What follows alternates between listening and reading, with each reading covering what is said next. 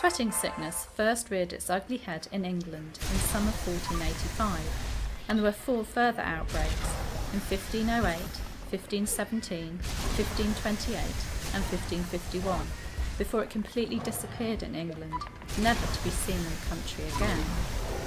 It seems to have been a highly contagious disease which decimated towns around England, sometimes taking thousands of lives. According to John Caius, the English physician, writing in 1552, towns thought themselves lucky if half the population survived. Although studies have since suggested that it was nowhere near as lethal as the plague, sweating sickness caused shock and horror because it was a brand new disease and it killed quickly. It was referred to by many different names, including the sweat, the sudor anglicus or English sweat, the swat, stuck gallant, stoop, knave and know thy master, sweating sickness, and the new acquaintance. Although some experts believe that it was carried to England by French mercenaries in Henry Tudor's army in August 1485, the civic records of York record a disease with the same symptoms as sweating sickness affecting the city in June 1485, 2 months before Henry's army landed in Milford Haven, Wales. There are also no records of the disease affecting Henry's army or the Welsh population that it had contact with during its march through Wales to Bosworth. It is recorded as reaching London on the 19th of September 1485. The people of England were already well acquainted with diseases like the plague, malaria, dysentery and typhoid fever, but sweating sickness was something new. It was also distinguishable from the influenza epidemic which affected Europe in 1510.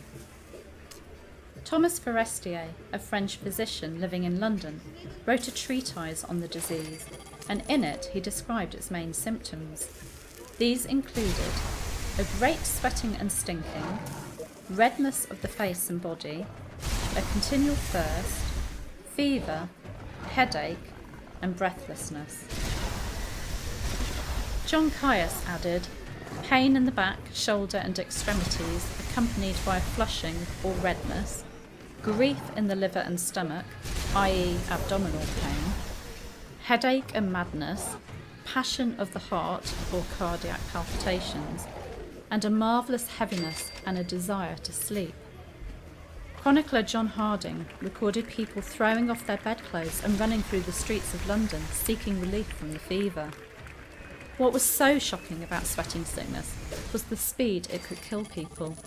Forestier recorded people dropping dead while walking down the street or while playing with their children. We saw 2 priests standing together and speaking together, and saw both of them die suddenly. Also, in Die Proxima, we see the wife of a tailor and suddenly died. Another young man walking by the street fell down suddenly. Also, another gentleman riding out of the city died. Also, many others, the which but a rehearse we have known that have died suddenly.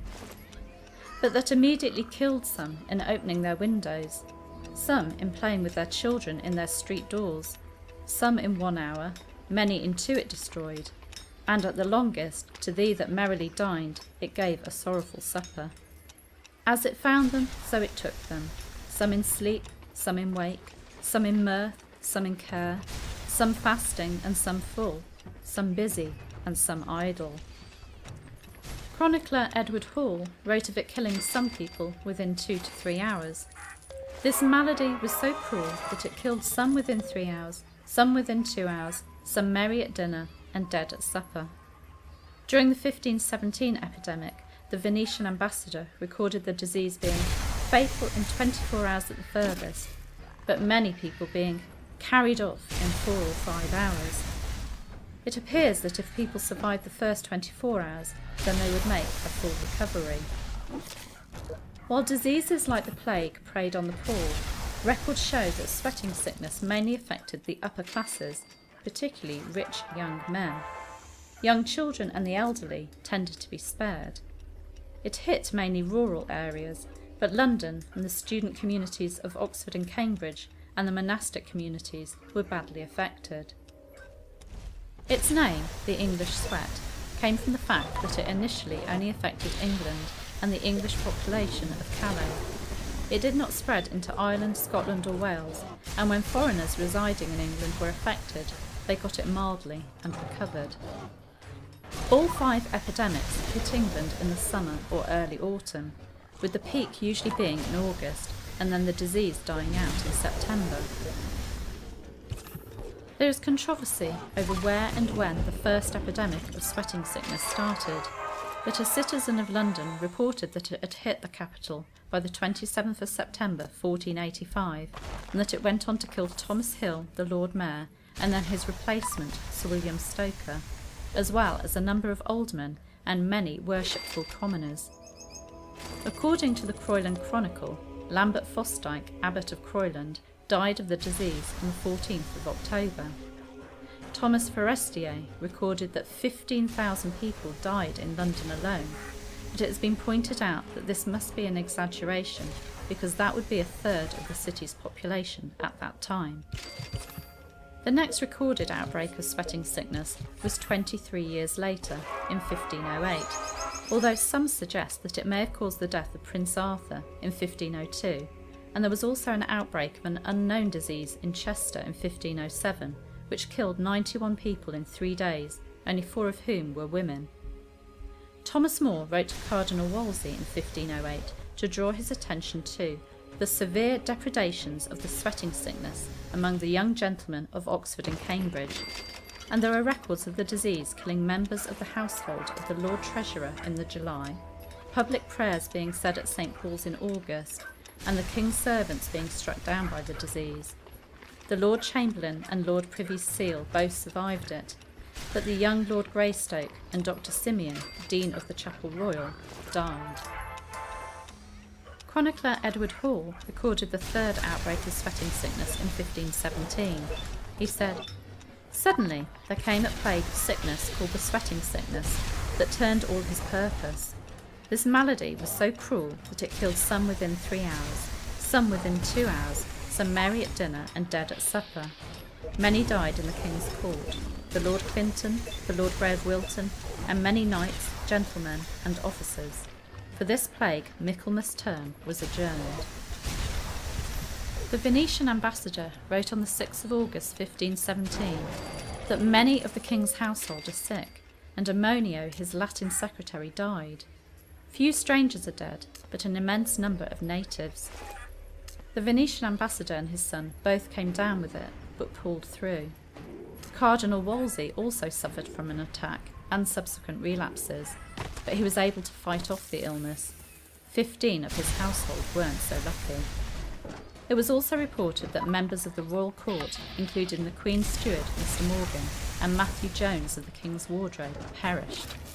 It was also reported that 400 students died at Oxford, although it's not clear whether this was from the plague or from sweating sickness. The next outbreak of sweating sickness was in 1528. This time, the disease spread across the English Channel, but it only affected the English outpost of Calais, where it only seems to have affected Englishmen. It affected the English court in London in May 1528, causing the court to be broken up and the King and Queen to flee. This epidemic hit the English clergy hard. There was an outbreak at a convent in Wilton in July 1528, an outbreak in Lincolnshire which killed 4 priests and 2 lay brethren, and an outbreak at the Charterhouse in London which caused many deaths. Cardinal Wolsey's household was affected by the disease, although the cardinal escaped infection.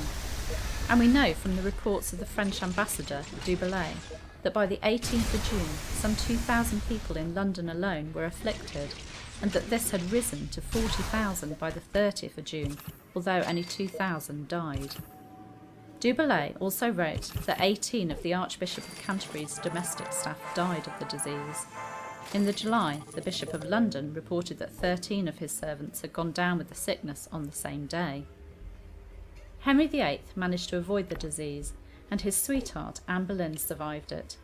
But William Compton, Francis Poyntz and William Carey, all members of the King's Privy Chamber, died, and other prominent members of the court, including the Marquess and Marchioness of Dorset, Sir Thomas Cheney, Henry Norris, Sir John Wallop, George Boleyn and Thomas Boleyn, also came down with the illness but survived.